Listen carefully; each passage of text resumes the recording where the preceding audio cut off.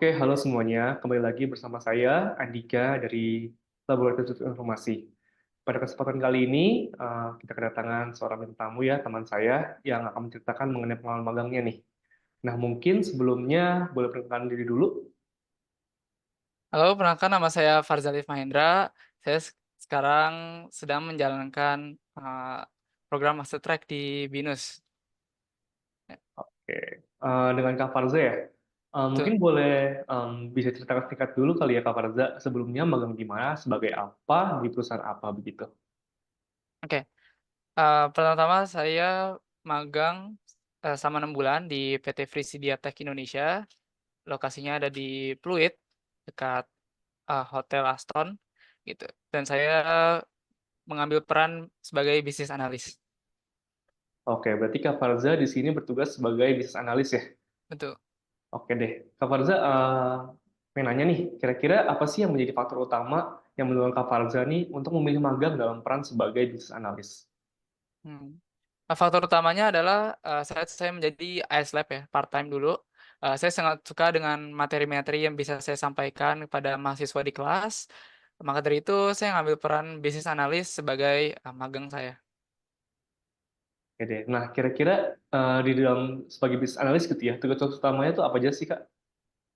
Oke, sebelumnya bisnis analis tuh luas banget ya bidangnya. Nah, kebetulan saya ngambilnya itu, UAT, User Acceptance Testing di bidang bisnis analis. Nah, tugas utamanya itu ya adalah melakukan testing, membuat test case, dan juga membuat business flow untuk setiap proyeknya. Oke deh, nah kalau di tugas-tugas Anda sebagai business analyst gitu ya Kak Farza, nah kira-kira bagaimana sih tugas itu dapat membantu proses bisnis analis di dalam perusahaan itu gitu? Jadi kayak pengalamannya seperti apa sih yang kira-kira dapat membantu seperti itu? Oke. Eee, Pertama saya itu tugasnya tadi pertama melakukan testing, ya jadi saya bisa tahu nge-breakdown gitu, gimana sih cara aplikasi itu bekerja, kayak gitu. Apa aja sih yang dilewati oleh developer untuk, mengembangkan sebuah aplikasi. Lalu kemudian saat membuat test case, saya juga melihat apa sih yang perlu diperhatikan saat melakukan testing, apa sih yang, sangat dibutuhkan oleh developer ketika, bisnis analis itu melakukan testing. Nah, terakhir itu membuat bisnis flow, dengan adanya bisnis flow, saya bisa melihat bisnis dengan gambar diagram gitu, dengan mudah gitu. Jadi saya bisa mem-breakdown juga bagaimana sebuah bisnis itu, bekerja, kayak gitu. Oke deh. Nah, pada saat mengemban tugas ya sebagai business analyst gitu kan kita nggak terlepas biasanya dari project gitu ya. Nah, kira-kira dari Kak Farza ini apa sih ada nggak sih project tertentu yang menurut Kak Farza ini sangat memberikan kontribusi nih pada pengembangan skill, keterampilan analisis seperti seperti itu? Oke, sebelumnya saya megang 4 project dalam 6 bulan magang. Lalu ada satu proyek di mana saya melakukan semua job desk yang, dilakukan oleh bisnis analis gitu. Sebagai contoh saya melakukan testing untuk fitur-fitur yang sudah ada, lalu saya juga membuat bisnis flow itu untuk fitur-fitur yang akan dikembangkan, lalu saya juga membuat, use case di mana setelah melakukan testing saya, melaporkan bug, membuat langkah-langkah untuk mendapatkan bug tersebut. Lalu saya juga sedikit mendesain UI untuk membantu UI designer serta product manager dalam, mempermudah tugas-tugasnya, seperti itu. Oke deh, thank you penjelasannya Kak Farza. Nah, Kak, kalau misalkan dalam pengalaman magang gitu ya, kita kan akan berkomunikasi dengan divisi lain seperti itu. Nah, selama Kak Farza bertugas gitu ya, dan sebagai intern di sebagai business analyst gitu ya, divisi apa aja sih yang pernah komunikasi bersama Kak Farza? Oke. Jadi, dulu selama 6 bulan tuh setiap harinya saya dituntut untuk melakukan kolaborasi dengan supervisor ataupun dengan departemen lain. Nah, sebagai contoh ya, ketika melakukan testing, lalu kemudian mendapatkan bug, langkah pertama yang saya lakukan itu melaporkan bug kepada supervisor untuk untuk mereplikasi langkah-langkah untuk mendapatkan bug tersebut. Nah, setelah itu saya mencatat di use case-nya, di dokumentasi, kemudian setelah mencatat di dokumentasi, saya melaporkan bug tersebut kepada developer untuk mereplikasi ulang, sehingga developer dengan mudah memperbaiki bug secara langsung, gitu. Oke deh. Eh, Kira-kira nih Kak, dalam proses komunikasi itu ataupun kerja sebagai business analyst gitu ya, apakah ada nggak sih pengalaman atau masalah gitu yang dihadapi? Nah, kalau misalkan ada, kira-kira bagaimana sih cara mengatasinya gitu?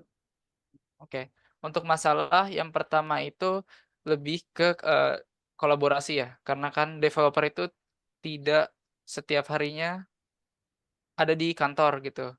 Jadi ketika mau melaporkan bug, saya harus melewati supervisor dulu dan bug itu belum tentu bisa di-fix secara langsung, seperti itu. Jadi ya terdapat delay. Kemudian untuk, problem yang kedua yaitu masalah replikasi bug gitu, karena tidak semua bug itu bisa kita replikasi ulang, lebih kepada arah hoki-hokian gitu ya.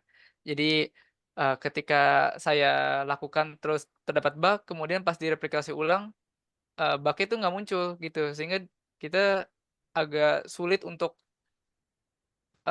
melaporkan kayak gitu. Lalu terakhir yang ketiga lebih ke,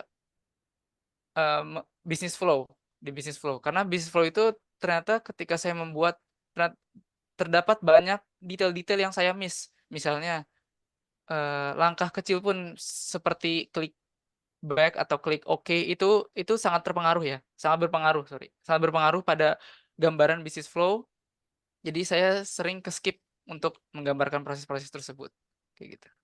Oke deh. Nah, Kak, kira-kira, sebelum sebagai magang kan Kak Farza juga sebagai mahasiswa gitu ya. Nah, kira-kira sebelum masuk magang gitu ya, apakah sih ada nggak sih kira-kira pengetahuan atau misalkan, mata kuliah apa gitu ya, atau yang, ilmu apa sih yang kira-kira dipakai gitu pada saat magang? Misalkan ada buat diagram atau seperti apa, begitu, Kak? Oke, ilmu-ilmunya tuh banyak terutama di semester 3 atau 4 ya, itu sangat kepakai. Pertama itu ada, UI UX, itu ngebantu banget saya untuk, membuat desain, lalu saya juga tahu proses gimana sih proses pembuatan UI itu kayak gimana. Lalu juga, eee, information system analysis and design itu, sangat berguna banget karena saya jadi tahu gimana cara buat use case, gimana cara buat business flow, gimana cara buat diagram, cara buat, eee, detail use case kayak gimana, apa aja yang dibutuhin, data-data apa aja yang dibutuhin. Nah, itu berguna banget, apalagi advanced information system analysis and design. Itu, sangat membantu saya untuk menjalankan magang selama 6 bulan ini. Oke deh, Kak Farza. Nah, kira-kira software apa aja sih, Kak, yang kira-kira perlu dikuasai nih oleh, teman-teman mahasiswa mungkin yang ingin magang juga sebagai business analyst? Oke, untuk, business analyst yang UAT, yang testing ya, itu aplikasinya nggak banyak gitu.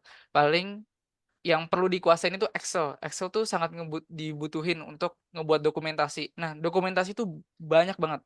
Langkah-langkah untuk, aplikasi itu banyak gitu. Jadi nggak cuma bisnis utama aja, tapi yang kecil-kecil pun juga digambarin gitu, harus kita gambarin. Nah, dengan adanya menggunakan Excel, kita bisa tahu shortcut-shortcut-nya, itu ngebantu banget karena sangat mempercepat, proses kerja kalian gitu. Lalu yang kedua, collaboration apps mungkin kayak Trello, itu sangat butuh ya, karena, di situ kita bisa komunikasi dengan supervisor ataupun anggota lain. Dan yang terakhir itu, adalah Drawio. Draw itu sebuah website di mana, kita bisa membuat sebuah diagram ya. Itu sangat dibutuhkan karena itu adalah, tugas utama saya sebenarnya, membuat diagram, gitu. Oke deh, thank you banget buat penjelasannya, Kak Farza. Mungkin, untuk pertanyaan terakhir kali ya, Kak. Kira-kira ada pesan apa sih, Kak, buat, mahasiswa yang mungkin ingin melakukan intern juga di bidang business analyst, mungkin ada di UAT juga atau seperti yang lain gitu ya. Jadi kira-kira apa sih yang perlu dipersiapkan atau misalkan apa yang perlu kayak do and don'ts-nya lah, kayak apa sih yang perlu dihindari juga gitu untuk sebagai magang di business analyst, seperti itu? Oke, untuk do's-nya dulu ya. Do's-nya itu pertama yang pasti belajar dengan giat, yang pasti juga kerjain tugas-tugasnya, terus jangan ngelamun di kelas, itu sangat penting karena kita nggak bakal tahu skill apa sih yang bakal, kita aplikasikan gitu kepada magang. Jadi, kita harus siap-siapin semuanya gitu ya. Kita harus, gunain waktu belajar kalian semaksimal mungkin gitu, itu mungkin do's-nya ya. Dan, mungkin satu do's lagi, jangan ngeremehin Microsoft gitu, aplikasi Microsoft itu, walaupun Microsoft itu, semua orang bisa gitu, tapi kita juga harus bisa, nggak cuma sekedar make gitu. Harus kita tahu shortcut-shortcut-nya, kita tahu cara kerja yang paling efisien dan efektif. Nah itu. Mungkin don'ts-nya adalah, eee, dengerin supervisor kalian karena itu ngebantu banget kalian, mmm, tujuan utama magang itu adalah belajar. Kita belajar bagaimana, "Oh ini loh posisi posisi business analyst itu seperti ini," gitu. Nah kalian tuh akan belajar nggak sendiri gitu, kalian akan belajar dengan supervisor kalian. Nah maka dari itu dengerin supervisor kalian karena dia yang paling tahu, dia yang pasti bakal ngebimbing kalian selama 6 atau 12 bulan ini, kayak gitu. Oke deh, thank you banget Kak Farza buat waktunya dan kesempatannya ya. Mungkin teman-teman seperti itu penjelasan dari Kak Farza mengenai pengalaman internnya ya sebagai business analyst. Semoga video ini lebih bermanfaat untuk teman-teman yang mungkin akan mempersiapkan ya jenjang untuk intern di track dalam business analyst. Thank you sekali lagi. Mungkin bisa ditutup aja. Thank you Kak Farza. Thank you semuanya. Oke, thank you semuanya udah mau dengerin, semoga, kalian mendapatkan magang sesuai impian kalian.